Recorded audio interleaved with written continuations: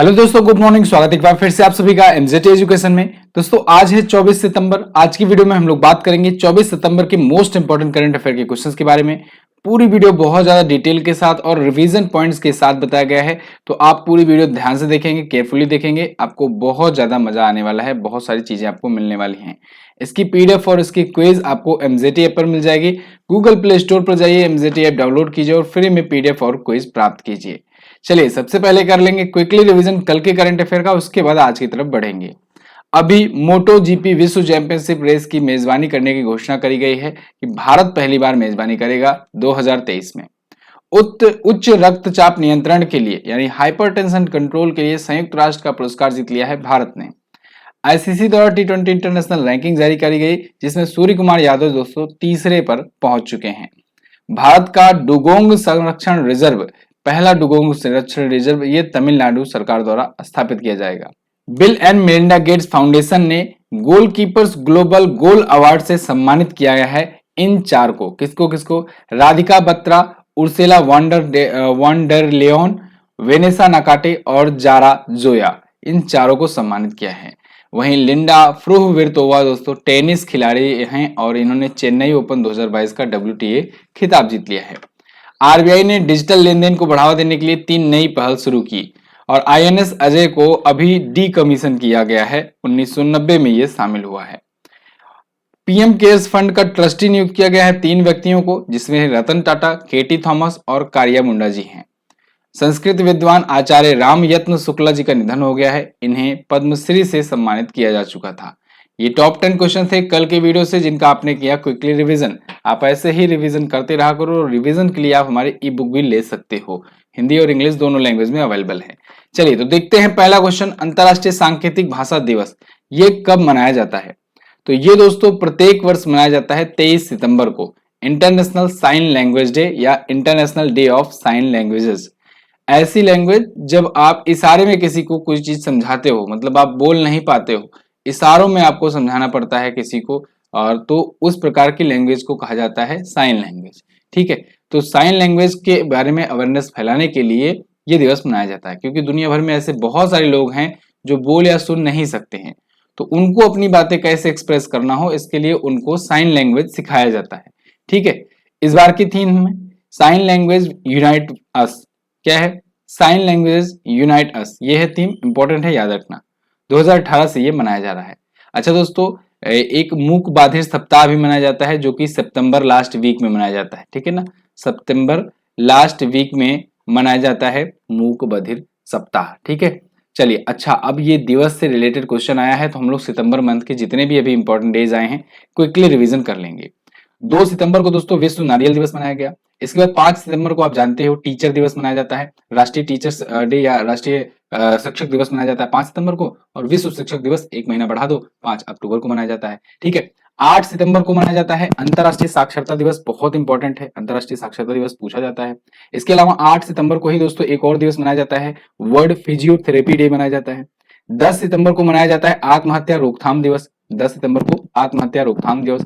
फिर 14 सितंबर को आप सबको पता है हिंदी दिवस मनाया जाता है। अब इसमें भी देखना है आपको, राष्ट्रीय हिंदी दिवस है ये 14 सितंबर वाला, और अगर विश्व हिंदी दिवस पूछा जाए तो 10 जनवरी बताएंगे।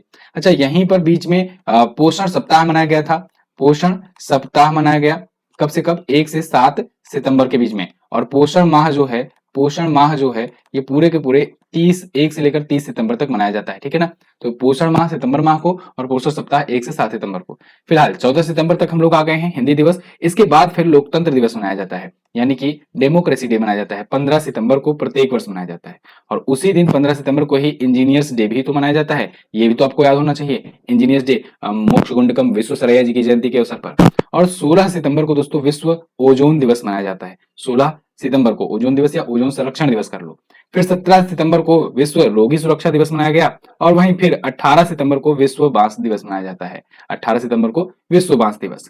और इसके बाद 21 सितंबर आता है इंटरनेशनल डे ऑफ पीस, अंतरराष्ट्रीय शांति दिवस, और इसी दिन विश्व अल्जाइमर दिवस भी मनाया जाता है, जो कि मैंने अभी बताया था कल। ठीक है, और अब 23 सितंबर को अंतरराष्ट्रीय सांकेतिक भाषा दिवस। ये सितंबर महीने के अभी तक के महत्वपूर्ण दिवस थे, इनका आपने रिवीजन कर लिया है। अब बढ़ते हैं आगे। हाल ही में किस कंपनी को महारत्न कंपनी का दर्जा दिया गया? जी हाँ दोस्तों, एक और महारत्न कंपनी ऐड हो गई है। अब 12 महारत्न कंपनियां हो गई हैं भारत के पास। तो आरईसी को यानी कि रूरल इलेक्ट्रिफिकेशन कॉर्पोरेशन लिमिटेड को दोस्तों 12वीं महारत्न कंपनी का दर्जा मिल गया है। यहां पर आप आर्टिकल देख पाओगे, आरईसी गेट्स महारत्न कंपनी स्टेटस। तो ये एक महारत्न कंपनी बन गई है। अभी 12 महारत्न कंपनियां अपने पास हो गई हैं। 12 में कौन कौन सी हैं? भेल, GAIL, SAIL, CIL, IOCL, ONGC, PGCIL, HPCL, BPCL, NTPC, PFCL और आरईसीएल। ठीक है, सबका फुल फॉर्म जान लो क्विकली। भेल का मतलब Bharat heavy electricals limited, GAIL का मतलब gas authority of India limited, SAIL का मतलब steel authority of India limited, CIL यानी कि कोल इंडिया लिमिटेड और आईओसीएल यानी Indian oil corporation limited, ONGC यानी oil and natural gas corporation, PGCL मतलब power grid corporation of India limited, HPCL यानी Hindustan petroleum corporation limited, BPCL बोले तो Bharat petroleum corporation limited, NTPC national thermal power corporation limited, पीएफसीएल बोले तो power finance corporation limited, ये अभी 11वीं बनी थी। और अब आरईसी यानी कि rural electrification corporation limited is the 12th Maharatna company of India. तो देखो, अब आपके मन में आ रहा होगा कि सर ये बता दो कि महारत्न कंपनियां कहते किसे हैं या दर्जा कैसे मिलता है। तो वैसे तो मैंने पेड कोर्स में आपको बताया हुआ है महारत्न कंपनी, नवरत्न कंपनी, मिनी रत्न कंपनी, इन सब के बारे में। लेकिन यहां पर आप मोटा मोटा जान लो कि महारत्न कंपनी का दर्जा जो है ना तब मिलता है जब आपका शुद्ध शुद्ध जो प्रॉफिट हुआ हो वो 10,000 करोड़ रुपए से ऊपर हो। इसके अलावा आपकी नेटवर्थ जो हो वो 50,000 करोड़ से ज्यादा हो गई हो।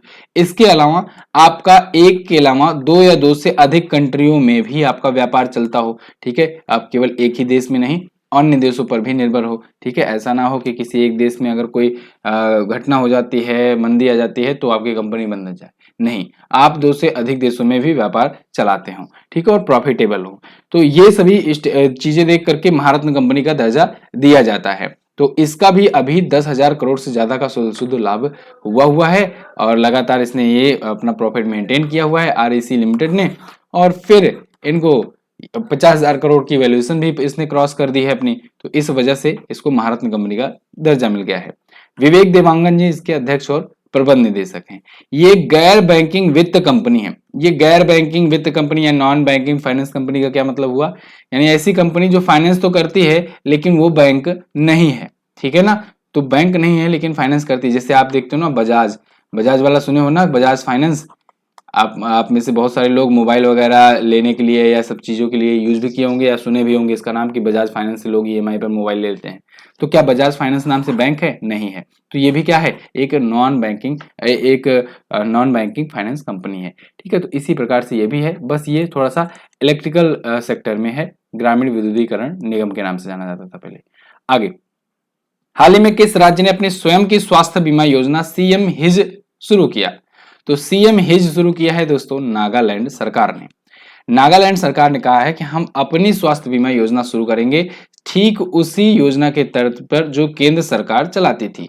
केंद्र सरकार की योजना है पीएमजेएवाई यानी कि प्रधानमंत्री जन आरोग्य योजना, जो कि बहुत ही पॉपुलर नाम आयुष्मान योजना के नाम से जानी जाती है। आयुष्मान योजना के नाम से हम लोग जानते हैं पीएमजेएवाई योजना को। इसके तहत क्या होता है कि प्रत्येक वर्ष 5 लाख रुपए तक का ट्रीटमेंट का वादा किया जाता है, इंश्योर किया जाता है हेल्थ इंश्योरेंस का। ठीक है ना, कि मतलब कि अगर आप बीमार होते हो 5 लाख रुपए तक की दवाइयां करवा सकते हो, सरकार के द्वारा पे किया जाएगा, आपको पे नहीं करना पड़ेगा और ऐसा 5 सालों तक किया जाएगा। ठीक है, तो ये नागालैंड सरकार ने भी शुरू कर दिया है। नागालैंड सरकार सीएम हिज के नाम से शुरू किए हैं, सीएम हिज के नाम से शुरू किए हुए हैं। ठीक है, और नाम है बहुत ही सिंपल है। देखो, सीएम का मतलब चीफ मिनिस्टर, हिज में मतलब हेल्थ, आई से मतलब इंश्योरेंस और एस से मतलब स्कीम। तो यानी कि मुख्यमंत्री स्वास्थ्य बीमा योजना। क्लियर है ना? तो सीएम हिज ऑन 1 अक्टूबर, ये 1 अक्टूबर को इसे लॉन्च करने की घोषणा किए हैं नागालैंड के जो सीएम जी है। नागालैंड आप अगर देखना चाहोगे कहां पर है नागालैंड, यहां पर है। कहां पर? ये रहा नागालैंड। अपना बॉर्डर शेयर करता है थोड़ा सा अरुणाचल प्रदेश से, असम से और मणिपुर से। Kohima is the capital and DPP party से नेफ्यू रहे हैं सीएम जगदीश मुखी जी को अतिरिक्त प्रभार मिला है यहाँ के गवर्नर का भी। ठीक है, अब चूंकि नागालैंड का हाईकोर्ट असम का हाईकोर्ट एक ही है यानी गुवाहाटी हाईकोर्ट, तो सुधांशु धूलिया जी इसके भी चीफ जस्टिस हुए। तो यहाँ पर चीजें दी गई हैं वही सेम चीजें। 5 लाख रुपए तक का मुफ्त स्वास्थ्य बीमा कवरेज होगा। 1 अक्टूबर 2022 से ये शुरू होगा। ठीक है, और आयुष्मान भारत योजना जो मैंने आपको बताया, ये दुनिया की सबसे बड़ी हेल्थ इंश्योरेंस स्कीम है, योजना है। अगला, किस राज्य की विधानसभा ने महिला विधायकों के लिए एक दिन का सत्र आरक्षित किया? ये बड़ा इंपॉर्टेंट क्वेश्चन है। उत्तर प्रदेश की विधानसभा बन गई है पहली ऐसी विधानसभा जिसने अपने विधानसभा के सत्र में पहला दिन जो है ना, ये रिजर्व रख दिया है महिला विधायकों के लिए। यानी कि पहले दिन का जो जो भी सुनवाई होगा, जो भी बैठक होगी विधानसभा के सत्र में, उसमें महिलाएं ही सवाल करेंगी, महिलाएं ही अपना बिल लाएंगी, महिलाएं ही डिस्कशन करेंगी।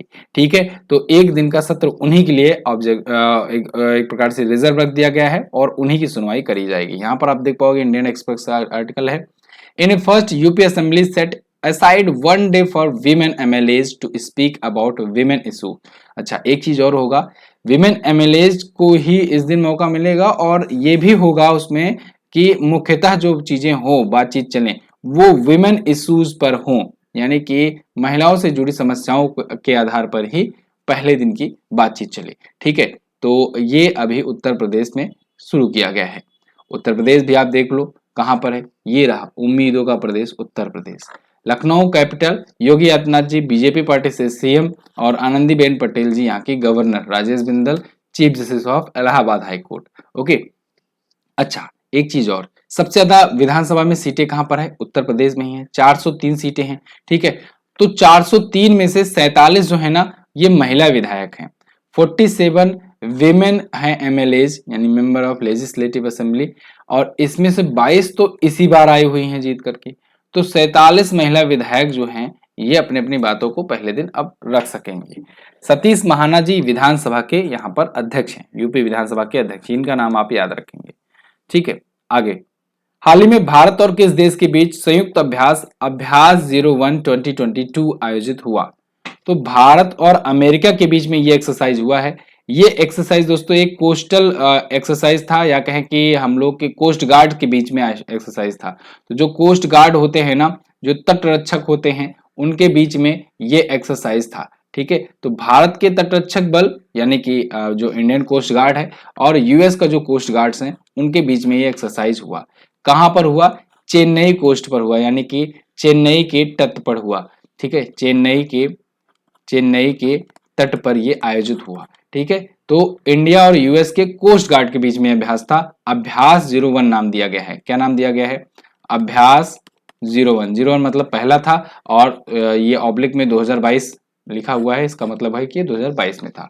ठीक है, तो अभ्यास 01 हुआ, ये कोस्ट गार्ड का है। इसके अलावा भी मैं आपको बता चुका हूं कि भारत और अमेरिका युद्धाभ्यास करता है, युद्धाभ्यास करता है। तो युद्धाभ्यास जो होता है ना, वो भी होता है किस नाम, वो भी होता है भारत और अमेरिका के नाम के साथ में। ठीक है ना, तो वो युद्धाभ्यास भी नाम का एक्सरसाइज और अभ्यास नाम का एक्सरसाइज, दोनों ही आप याद रखेंगे। इसके अलावा वज्र प्रहार होता है, वज्र प्रहार ये भी आप जानते हो भारत और अमेरिका के बीच में होता है। अभी रिसेंटली वज्र प्रहार हुआ था बकलोह में, बकलोह में। ठीक है, बकलोह कहां पर? हिमाचल प्रदेश में। और युद्ध अभ्यास उत्तराखंड में, उत्तराखंड में हुआ। ठीक है ना, तो ये दोनों कहां कहां पर हुए ये भी सब आप याद रखेंगे। ये वाला चेन्नई में हुआ। ओके, तो यहां पर सारी डिटेल भी मैंने लिख दी हुई है, आप इसको पढ़ सकते हैं। आगे, हाल ही में मैक्स लाइफ इंश्योरेंस ने किसको अपना ब्रांड एम्बेसडर नियुक्त किया? तो मैक्स लाइफ इंश्योरेंस ने रोहित शर्मा और उनकी पत्नी रितिका सचदेव को नियुक्त किया है अपना ब्रांड एम्बेसडर। उपरोक्त दोनों ऑप्शन आपका करेक्ट हो जाएगा। Rohit Sharma and Ritika Sachdev roped as a brand ambassador of Max Life Insurance. ठीक है, तो इन्हें नियुक्त किया गया है। मैक्स लाइफ इंश्योरेंस कंपनी दोस्तों, इसने 2 साल के लिए इनको अपना ब्रांड एम्बेसडर नियुक्त किया है। अब बात आई है ब्रांड एम्बेसडर की। तो जो ब्रांड एम्बेसडर अभी रिसेंटली चर्चे में आए थे, उनको हम लोग रिवाइज कर लेते हैं एक बार। अभी मास्टर कार्ड ने दोस्तों 4 बैडमिंटन खिलाड़ियों को बनाया था ब्रांड एम्बेसडर, जिसमें थे लक्ष्य सेन, किदम्बी श्रीकांत और एस रंकी रेड्डी और चिराग शेट्टी, ये 4 थे। इसके अलावा दोस्तों अभी ड्रीम सेट गो ने सौरभ गांगुली जी को बनाया था, dream set go Saurabh Ganguly को ब्रांड एम्बेसडर बनाया था। अभी किच्चा सुदीप का नाम आपने सुना, कर्नाटक सरकार ने किच्चा सुदीप को बनाया पुण्य कोटि दत्तू योजना के लिए अपना ब्रांड एम्बेसडर। इसके अलावा यूएई की एक कंपनी है जो कि मेडिकल से रिलेटेड कंपनी है, स्वास्थ्य सेवा प्रदाता कंपनी है, नाम है बुर्जिल होल्डिंग्स। तो बुर्जिल होल्डिंग्स ने शाहरुख खान को अपना ब्रांड एम्बेसडर बनाया था, बुर्जिल होल्डिंग्स। और उत्तराखंड ने ऋषभ पंत को अपना ब्रांड एम्बेसडर बनाया। ऋषभ पंत वैसे डिश टीवी के भी ब्रांड एम्बेसडर हैं, ठीक है। इसके अलावा उत्तराखंड ने अक्षय कुमार को और वंदना कटारिया को भी अपना ब्रांड एम्बेसडर बनाया था। ये सारी चीजें आप याद रखेंगे। आगे, केंद्र सरकार ने राष्ट्रीय सुशासन केंद्र का महानिदेशक किसे नियुक्त किया है?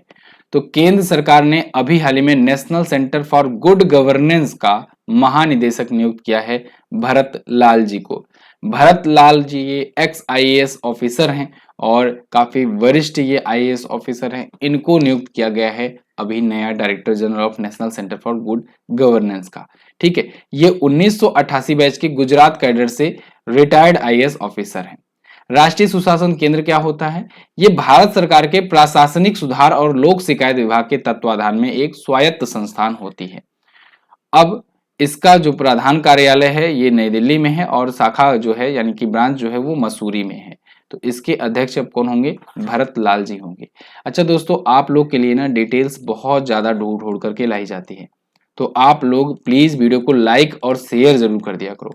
अगर आप लोग वीडियो को शेयर करोगे ना तभी मजा आएगा पढ़ाने में, तब मोटिवेशन बढ़ता है उससे। तो आप प्लीज वीडियो को लाइक करना शुरू कर दो और शेयर भी जरूर कर दिया करो। डेली आपके लिए सुबह में 11 बजे अर्थव्यवस्था की क्लास चलाई जा रही है लूसेंट जी के, बहुत ही शानदार क्लास होती है। 2 एपिसोड आ चुके हैं, उनको आप जरूर देख लीजिए। इकोनॉमी का जो डर है आपके अंदर वो भाग जाएगा। इसके अलावा शाम को डेली इवनिंग में जीएस का मिक्सअप क्वेश्चन का एक महासंग्राम एक सेट शुरू किया गया है जो आपके आने वाले सभी एग्जाम्स के लिए बहुत ज्यादा बेनिफिशियल है। तो ये दोनों क्लास आप अटेंड कर सकते हैं लाइव। किस केंद्रीय मंत्री ने एक ई लर्निंग प्लेटफॉर्म भारत विद्या लॉन्च किया? तो भारत विद्या अभी हाल ही में लॉन्च किया है निर्मला सीतारमण जी ने, जो कि वित्त मंत्री हैं भारत की। इन्होंने भारत विद्या लॉन्च किया है ई लर्निंग प्लेटफॉर्म में। ध्यान रखिएगा, आपके सामने शिक्षा मंत्री आ जाएगा ऑप्शन में, आपको शिक्षा मंत्री नहीं लगाना है, ठीक है ना, वित्त मंत्री लगाना है, क्योंकि ये लर्निंग तो है तो इसको देख करके लोग वित्त मंत्री की बजाय शिक्षा मंत्री लगाने की कोशिश करेंगे, ठीक है। यहां पर देख पाओगे आप, आर्टिकल है Nirmala Sitharaman to launch e learning platform Bharat Vidya today. अब देखो, ये भारत विद्या जो है ये ओरिएंटल और साउथ एशियन अध्ययन के लिए एक ई लर्निंग प्लेटफॉर्म है। इसको एक भंडारकर ओरिएंटल रिसर्च इंस्टीट्यूट है BORI, इसके द्वारा डिजाइन और डेवलप किया गया है। ये क्या करेगा, इसमें 6 पाठ्यक्रम 6 प्रकार के सिलेबस चलाए जाएंगे। कौन कौन से? वेद विद्या, भारत दर्शन शास्त्र, संस्कृति शिक्षा, महाभारत के 18 पर्व, महाभारत 18 दिनों तक युद्ध चला था तो उसके 18 पर्व कहा गया है यहाँ पर, पुरातत्व और कालिदास और भाषा के मूल सिद्धांत, ये सभी चीजें पढ़ाए जाएंगे यहाँ पर, ठीक है। यानी कि जो हमारी वेद विद्या है उसको सिखाया जाएगा। भारत विद्या के नाम से इसीलिए लॉन्च किया गया है, भारत की जो विद्या है उसको सिखाया जाएगा। इसमें देश और विदेश दोनों के भी स्टूडेंट शामिल हो सकते हैं और ये खास बात है कि न्यू एजुकेशन पॉलिसी पर बेस्ड होगा, ठीक है। अगला, हाल ही में भारतीय नौसेना ने किस डाइविंग सपोर्ट वेसल को लॉन्च किया? तो भारतीय नौसेना ने अभी निस्तार और निपुण नाम की डाइविंग सपोर्ट वेसल को लॉन्च किया है। उपरोक्त दोनों ऑप्शन आपका यहाँ का पर करेक्ट होगा। ये वाइजैग में यानी विशाखापत्तनम में ये लॉन्च किया गया है। क्लियर है ना, सपोर्ट वेसल है। यहाँ पर आप देख पाओगे Indian navy launches 2 diving support vessel इन विशाखापत्तनम। खास बात ये है कि ये जो दोनों वेसल है दोस्तों, ये बहुत ही यूनिक है। ये तो एक तो बनाया गया है यहीं पर इंडिया में, दूसरा ये कि ये जहाज होगा ये गहरे समुद्र में गोताखोरी संचालन और पनडुब्बी बचाव कार्यों के लिए भी काम करेगा, साथ ही साथ हेलीकॉप्टर संचालन और गश्त करने में भी ये काम करेगा। तो भारत में विकसित ये अपनी तरीके का ये पहला जहाज है। 80% स्वदेशी सामग्री इसमें यूज करी गई है। बनाया किसने है? हिंदुस्तान शिपयार्ड लिमिटेड विशाखापत्तनम ने। क्लियर। अभी मैंने बताया INS अजय के बारे में, कल INS अजय को रिटायर किया गया। इसके पहले मैंने आपको INS विक्रांत के बारे में बताया। INS विक्रांत जो है ये भारत का पहला स्वदेशी निर्मित एयरक्राफ्ट कैरियर है। मैं आपको हर बार इसको बताता हूँ क्योंकि ये बहुत बहुत बहुत ज्यादा इंपॉर्टेंट है। INS विक्रांत का नाम आप याद रखेंगे। अच्छा, आपने सोचा कभी कि ये INS बार बार क्यों लगाता हूं मैं, INS क्यों लगा रहता है नाम में? INS का मतलब हुआ इंडियन नेवल शिप। आपको ICGS भी कभी कभी दिखेगा, तो ICGS जब दिखे तो उसका मतलब समझ लेना इंडियन कोस्ट गार्ड का शिप है, ठीक है। तो ICGS मतलब ये कोस्ट गार्ड के लिए है, INS लगा हो तो मतलब ये इंडियन नेवी के लिए है। ठीक है, तो इंडियन कोस्ट गार्ड शिप जो होता है ये ICGS लगा रहेगा नाम के सामने और INS लगा रहेगा, तो मतलब इंडियन नेवी का है। अगला, हाल ही में आयोजित IBSA त्रिपक्षीय मंत्री स्तरीय आयोग की 10वीं बैठक की अध्यक्षता किसने करी? तो इसकी अध्यक्षता करी है डॉक्टर एस जयशंकर प्रसाद जी ने। भारत इस बार इसकी अध्यक्षता कर रहा है, 10वीं बैठक होगी IBSA त्रिपक्षीय मंत्री स्तरीय आयोग की।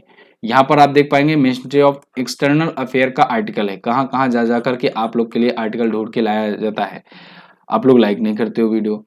10th IBSA trilateral ministerial commission meeting यहाँ पर हुई और इसमें देखिए ये एक्चुअली में IBSA है क्या, इसको आप समझते हो कि नहीं? IBSA का मतलब कुछ नहीं है, जैसे ब्रिक्स आप जानते हो, ब्रिक्स होता है ना जैसे, तो ब्रिक्स में आप क्या कहते हो? ब्राजील, रसिया, इंडिया, चाइना और साउथ अफ्रीका। ऐसे IBSA में क्या कहोगे आप? IBSA में आप कहोगे कि इंडिया, ब्राजील और साउथ अफ्रीका। तो ये क्योंकि एक ट्राइलेटरल है यानी कि त्रिपक्षीय है, तो तीन ही देश हैं, दो देश हमने इसमें नहीं रखे हैं, रसिया और चाइना को। कारण ये है कि रसिया चाइना अपने आप में ये डेवलप्ड हैं, लेकिन जो है ये जो ब्राजील हुआ, साउथ अफ्रीका हुआ, इंडिया हुआ, अभी उतना ज्यादा डेवलप नहीं है। तो इन तीनों के बीच में ये मिनिस्ट्रियल कमीशन की मीटिंग होती है और अभी ये आयोजित हुई, 10वां इसका संस्करण था। एस जयशंकर जी इसके अध्यक्ष थे। 21 सितंबर को इसका आयोजन किया गया। अब ब्राजील के विदेश मंत्री, भारत के विदेश मंत्री और दक्षिण अफ्रीका के विदेश मंत्री ये सभी यहाँ पर मौजूद रहे। ओके, चलिए, तो इसकी स्थापना 2003 में करी गई थी। तो ये तो थे दोस्तों आज के दिन के टॉप 10 करंट अफेयर के क्वेश्चंस। आई होप आपको वीडियो पसंद आई होगी। अगर वीडियो पसंद आई है तो वीडियो को लाइक कीजिएगा, शेयर कीजिएगा अपने दोस्तों के पास और कमेंट करके हमें जरूर बताइएगा कि कैसी लगी है वीडियो। प्रैक्टिस सेट आ चुका है दोस्तों पेट एग्जाम का, तो अगर आप पेट एग्जाम की तैयारी कर रहे हो तो प्रैक्टिस सेट जरूर सॉल्व कर लेना, क्योंकि प्रैक्टिस सेट के बिना आप मैक्सिमम स्कोर नहीं कर पाओगे। ठीक है, तो इसमें प्रैक्टिस सेट 20 प्रैक्टिस सेट है और 2 प्रीवियस ईयर में जो क्वेश्चन पूछे गए थे, मतलब जो एग्जाम हुआ था उसका भी सेट है। इसके अलावा लास्ट टाइम क्विक रिवीजन करने के लिए आपके लिए क्विक गाइड है, तो आप इसको ले सकते हो हमारे एप्लीकेशन MZT ऐप से। ठीक है, इसके अलावा आपको व्हाट्सएप सपोर्ट भी दिया गया है, आप व्हाट्सएप पर भी आप जाकर के इसे ले सकते हो UPI के माध्यम से, तो वो आसान पड़ जाएगा। ठीक है, चलिए, तो क्वेश्चन लास्ट एक क्वेश्चन की बात करेंगे। स्मार्ट सशस्त्र लाइसेंस प्रदान करने वाली देश की पहली पुलिस कौन बनी? तो वो बन गई है दिल्ली पुलिस। और अंतरराष्ट्रीय शांति दिवस की थीम पूछा गया था end racism and build peace. अच्छा, कल एक पॉइंट मिस्टेक हो गया था, गलत बता दिया था मैंने। मारबत उत्सव, मारबत उत्सव दोस्तों ये नागपुर में मनाया गया, नागपुर में मनाया जाता है, इसको आप ध्यान रखिएगा, इसको करेक्ट कर लीजिएगा। चलिए, तो इन दोनों क्वेश्चंस के बारे में जिन लोगों ने करेक्ट और डिटेल में आंसर किया था, सबसे पहले आंसर किया था, ऐसे टॉप 10 में शामिल हैं रविकांत कुमार, सरिता गोंड, मंटू कुमार, राजन तिवारी, दिव्या एंजल, ओम तिवारी, पुट्टी कुमार, गरिमा, सचिन, स्वर्णेश्वर कुमार, सुस्मिता साहू। आप भी इसमें अपना नाम दर्ज करा सकते हो सबसे पहले और डिटेल में आंसर करके। आज आपको क्या आंसर करना है? भारत में पहली बार 44वां शतरंज ओलंपियाड किस राज्य में आयोजित किया गया? PM केयर फंड की शुरुआत कब करी गई? दोनों क्वेश्चन के बारे में आपको जो पता होगा डिटेल में जरूर आंसर करना। क्विज आपको मिलेगी MZT ऐप पर, ई बुक भी आपको मिलेगी MZT ऐप पर, वहीं पर आपको मिलेगी PDF। आप सब कुछ डाउनलोड कर सकते हो। सबसे पहले आपको MZT ऐप डाउनलोड करना है गूगल प्ले स्टोर से जाकर। बहुत बहुत धन्यवाद यहाँ तक देखने के लिए। मिलेंगे अगली वीडियो में, तब तक के लिए नमस्कार, जय हिंद, वंदे मातरम।